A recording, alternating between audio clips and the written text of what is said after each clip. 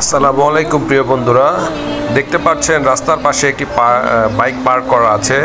বাইকের পাশে অনেকগুলো টাকা, মোবাইল পড়ে আছে এবং বাইকের মালিক প্রতিমধ্যে তা বাচ্চাটির পেছনে এসে দাঁড়ালো এবং দেখতে পেল বাচ্চাটি টাকাগুলো কুড়িয়ে একটি পলিথিনের মধ্যে দিয়ে তার বাইকের সাথে ঝুলিয়ে দিয়ে গেল। লোকটি তার সততা দেখে অবাক হলো।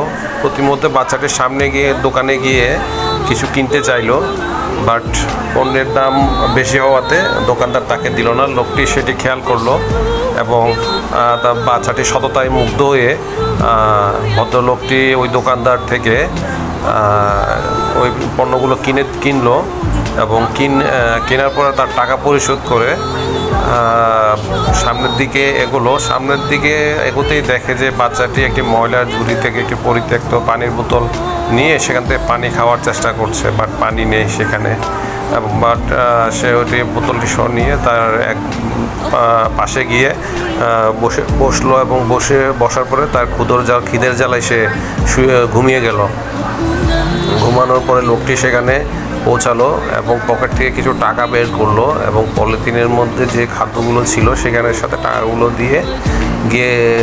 দিতে গিয়ে দেখে যে বাচ্চাটি ঘুমিয়ে গেছে এবং তাকে ঘুম থেকে না জাগিয়ে তার পাশে সেই টাকা এবং খাওয়া পণ্যগুলো রেখে চলে গেল। প্রতিমধ্যে বাচ্চাটি ঘুম থেকে ওঠার পরে সে খেয়াল করলো তার সামনে একটি পলিথিন ব্যাগ এবং তার মধ্যে অনেকগুলো টাকা এবং খাদ্য, তাই সে যে খাদ্যগুলো খেতে চেয়েছিল সেগুলো আছে। তো সে এগুলো পেয়ে সে মহা খুশি হলো এবং তার সততার পুরস্কার পেল।